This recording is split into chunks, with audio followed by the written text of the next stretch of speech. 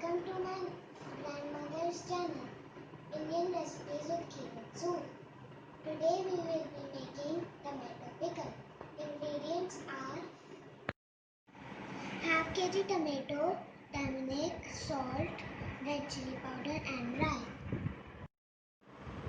First, wash the tomatoes and cut them into small pieces.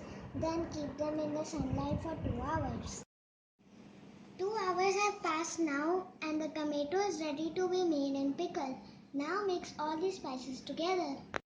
You have to add 2 more spices, methi and hing. 1 spoon of methi,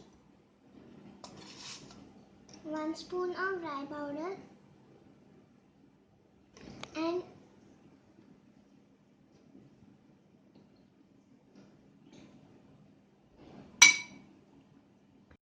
now add a little bit of hing and 1 spoon of salt. Mix it very well.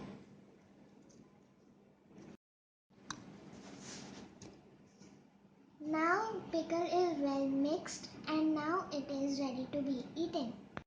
You can store this pickle for 1 week in a glass jar.